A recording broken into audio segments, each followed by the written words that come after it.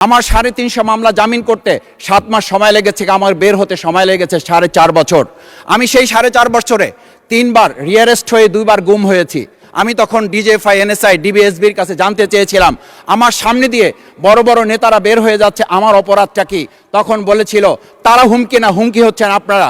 আমাদেরকে যখন শেখ হাসিনার শেষ সরকার নিষিদ্ধ করেছিল তখন তারা 14 দল মিটিং করে বলেছিল এই জামাত শিবিরই হচ্ছে সবচেয়ে বড় সমস্যা, তাদেরকে নিষিদ্ধ করলে এই আন্দোলন থেমে যাবে। মাননীয় স্পিকার, আমি 350 মামলা নিয়ে 7 মাসের ব্যবধানে আপনিও আমার 2-1টা মামলাতে আপনি আমাকে সহযোগিতা করেছেন, সেটা এই সুযোগে ধন্যবাদ জানাতে চাই। বিকাশ পেমেন্টে 10,000 টাকার বেশি অফার, শপিং চলছে তো। মাননীয় স্পিকার, আপনি জানেন আজকে আমরা যখন এখানে দাঁড়িয়ে কথা বলি তখন আমাদেরকে এটা ভাবতে হচ্ছে যে আমরা কথা বলতে গিয়ে আবার বিগত 17 বছরের কোনো একটা বৈষম্যের মধ্যে পড়ে যাচ্ছি কিনা।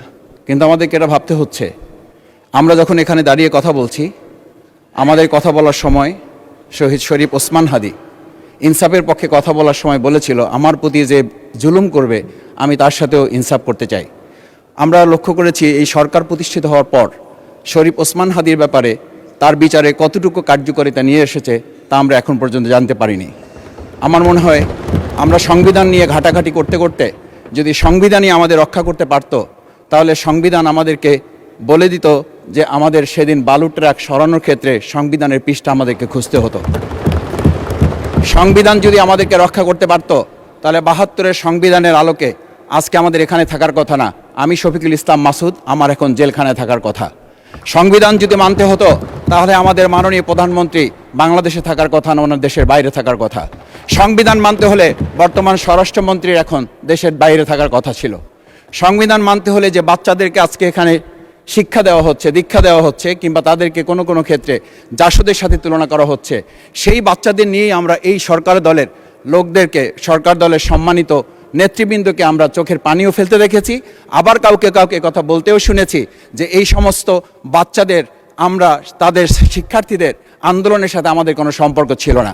আমরা খুব লজ্জিত হই মাননীয় স্পিকার, আমাদের এই বর্তমান সময়ে আমরা যদি এটা খেয়াল করি যে আমাদের বাংলাদেশের এই বর্তমান প্রেক্ষাপটটা নতুন করে এখন যে গণভোটের যে আজকে ন্যায্যতা অন্যায্যতা, সাংবিধানিক পৃষ্ঠা, লাইন, অক্ষর, দাড়িকমা আমাদেরকে শেখানোর চেষ্টা করা হচ্ছে, যদি সেটা হতো তাহলে বাংলাদেশ জাতীয়তাবাদী দলের সম্মানিত মহাসচিব তিনি কয়েক হাজার পুলিশের বেষ্টনীর মাঝখানে একা একটা মোবাইল নিয়ে তাকে আমরা দাঁড়িয়ে থাকতে দেখেছি, তখন সংবিধান আমাদেরকে রক্ষা করতে পারে নাই।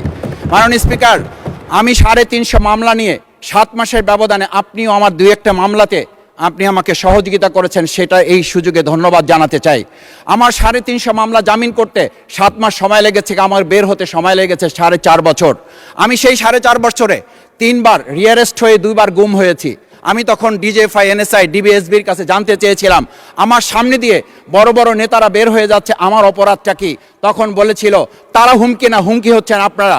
আমাদেরকে যখন শেখ হাসিনার শেষ সরকার নিষিদ্ধ করেছিল তখন তারা 14 দল মিটিং করে বলেছিল এই জামাত শিবিরই হচ্ছে সবচেয়ে বড় সমস্যা, তাদেরকে নিষিদ্ধ করলে এই আন্দোলন থেমে যাবে। আজ একটা কথা পরিষ্কার বলতে চাই, এই গণবিপ্লব নিয়ে আমাদের মাথা ব্যথার মূল কারণ হচ্ছে এখানেই শেখ হাসিনা আমাদেরকে যথার্থ টার্গেটটা করেছিল, সেই টার্গেটের মূল লক্ষ্য ছিলাম আমরা। আমাদেরকে বলা হয়েছিল একটা গুলি করলে একটা সরে বাকিগুলো লড়ে না, সেই লড়ে না লোকগুলোই ছিলাম আমরা মাননীয় স্পিকার, যার কারণে আমাদেরকে তারা ভয় পায়। আমরা এখন বর্তমান সময় ভিডিও দেখতে পাই যেই শেখ হাসিনা বাইরে থেকে বলেছিল আমরা এই দলকে ভোট দিতে বললাম আর সেই দল আমাদের সাথে আবার বিশ্বাসঘাতকতা করেছে। আমরা সেই শেখ হাসিনার বক্তব্য শোনার পর আমরা কাউকে আজকে এখানে বলতে শুনি নাই শেখ হাসিনার ওই বক্তব্য সঠিক নয়, এই মানুষ প্রতারিত হয়েছে, বেইমানি করা হয়েছে। আবার যদি গণভোট, জুলাই সনদ নিয়ে এই জাতির সাথে প্রতারণা করা হয় তাহলে মূল্য দিতে হবে, শুধু নয় আবার আমাদেরকে 17 বছরের সেই জেল জুলুম, নিপীড়ন, গুম খুনের জায়গায় আমাদেরকে ফিরে যেতে হবে। আমি মনে করি পরিষ্কার বক্তব্য, গণভোটের প্রতি সমর্থন না জানিয়ে জুলাই সনদকে যদি আজকে ইগনোর করা হয় তাহলে আমাদেরকে কিন্তু আবার সেই গুম খুনের আয়নাঘরের দিকে আমাদেরকে ধাবিত করা হবে। আমি মনে করি গণভোটের বিরোধিতা করার অর্থ হচ্ছে আমরা আয়নাঘরকে সমর্থন করতে চাই। গণভোটের বিরোধিতা করা মানে হচ্ছে 70% মানুষকে আমরা অন্যায্যভাবে তাদেরকে আবার ধিক্কার জানাতে চাই। আমি এখানে স্পষ্ট বলতে চাই, আপনারা যেমন 51% সমর্থন নিয়েছেন, 70% প্রায় জনগণ কিন্তু গণবিপ্লবের, গণভোটের পক্ষে তারা রায় দিয়েছে। আপনাদের চেয়ে সেই 51%-এর তুলনায় সেই 70% প্রায় গণভোটকে যদি আপনারা ইগনোর করেন, তাহলে আমি বলবো আমার বাউফল, আমার পটুয়াখালী শুধু নয়, গোটা বাংলাদেশ আবার জেগে ওঠে এই গণভোটকে তারা কার্যকর করবে।